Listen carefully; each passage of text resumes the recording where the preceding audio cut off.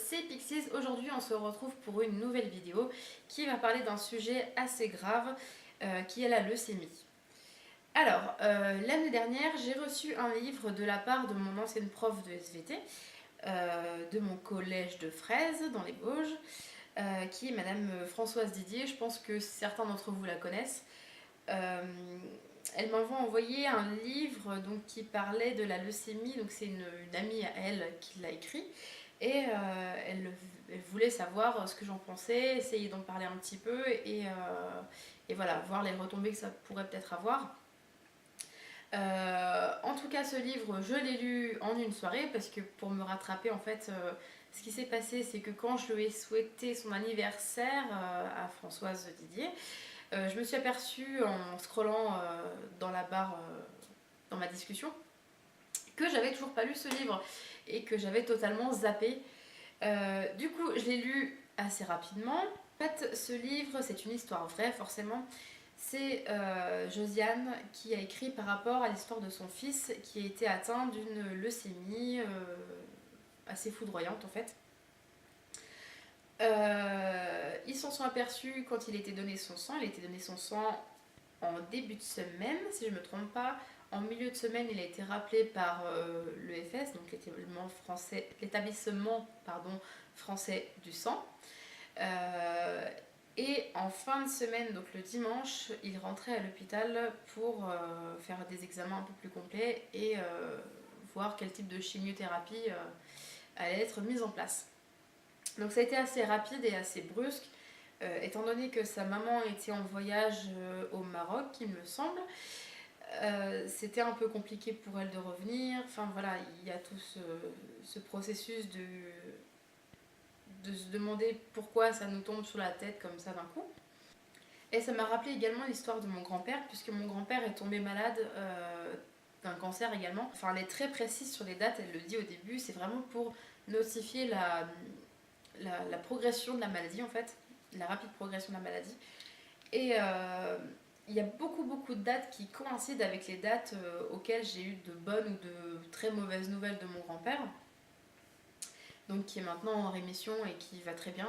Alors, du coup, c'est un bouquin assez bouleversant, assez poignant forcément, mais c'est pas un bouquin super à l'eau de rose. Enfin, je veux dire, j'ai lu pas mal de bouquins sur la maladie, sur la mort, sur ces choses-là, et je trouve que ce livre est vraiment bien écrit dans le fait où on parle vraiment de la maladie, de la progression, de l'importance des dons du sang, de tout cet aspect science et comment ça se déroule quoi en fait.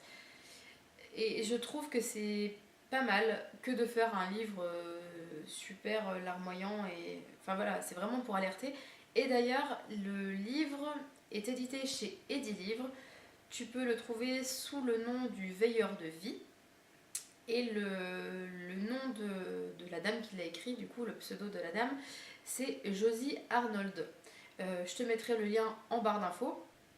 Étant donné que c'est un livre qui a été auto-édité, tous les bénéfices sont reversés au don du sang, à la recherche sur la leucémie, sur le cancer, etc.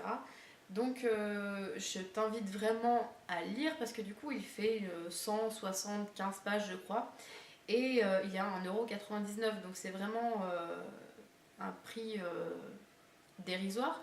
Donc si tu veux faire une petite chose pour le don du sang ou pour la recherche, n'hésite pas à aller l'acheter, franchement ça vaut vraiment le coup et ça peut aussi éveiller quelques consciences. Alors moi pour la petite anecdote, du coup j'ai été bénévole au don du sang grâce à Françoise Didier d'ailleurs et en fait j'ai une peur phobique, mais vraiment phobique des aiguilles.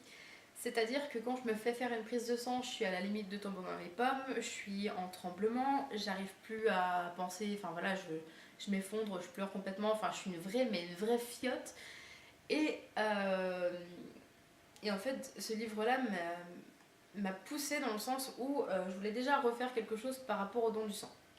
C'est vrai que ça me tient beaucoup à cœur. Donc si tu veux, je suis tellement phobique des aiguilles que même ce truc là, donc c'est le jouet de ma fille, hein, si tu veux, voilà, la picouse traditionnelle de la mallette de docteur. Quand elle arrive avec ça vers moi, je suis pas tranquille en fait, j'ai peur, je tremble, je me sens pas bien, enfin voilà. Jeudi soir, ça m'a pris comme une envie de... voilà. Il a fallu que j'aille au don du sang, alors je sais pas, c'était mon petit défi personnel, mon petit truc à faire. J'ai flippé donc pendant 2 jours.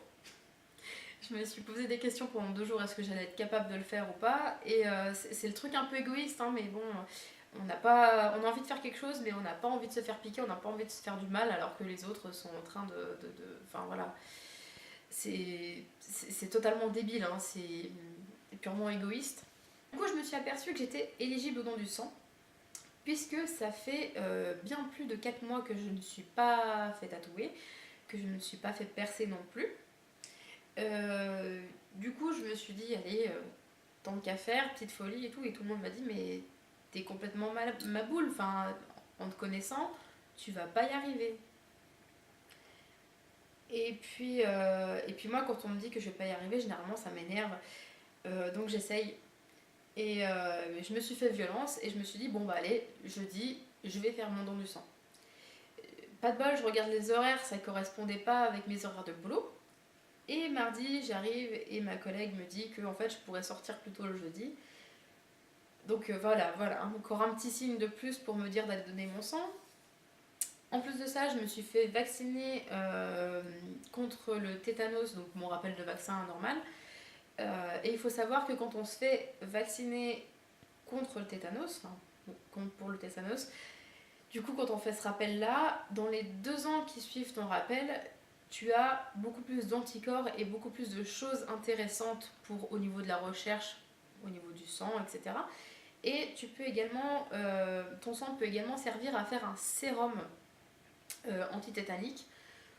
Du coup, je me suis dit que c'était vraiment pas mal de le faire là, et puis, enfin voilà, ça fait une raison de plus encore. Alors, une raison de plus, plus une raison de plus, plus une raison de plus. Au final, voilà, je me suis retrouvée jeudi soir à sortir à 6h, à prendre mes petites pattes et à faire un bon 1,5 km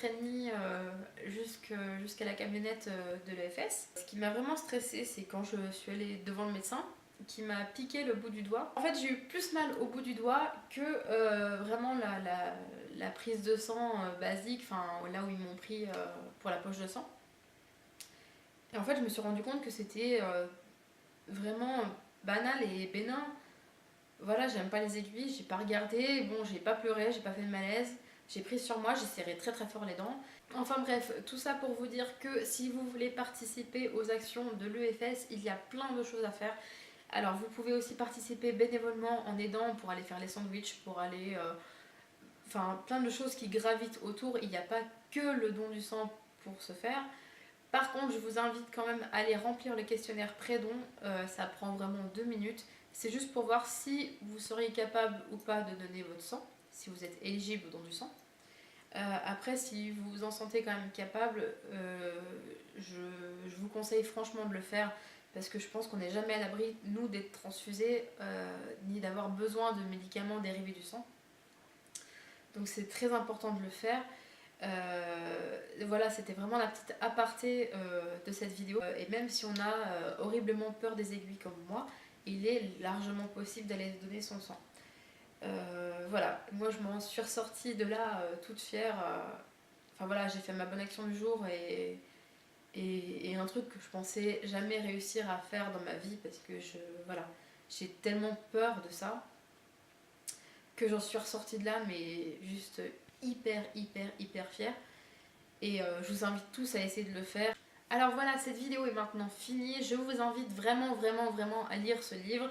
Je vous mets le lien en barre d'infos. Je vous mets également les liens du questionnaire pré-don de l'EFS en barre d'infos. Si vous avez des questions ou choses, ou petites remarques ou choses à dire sur cette vidéo, vous pouvez me laisser également en commentaire. J'y répondrai avec grand plaisir. Voilà, on se retrouve pour une nouvelle vidéo et à bientôt!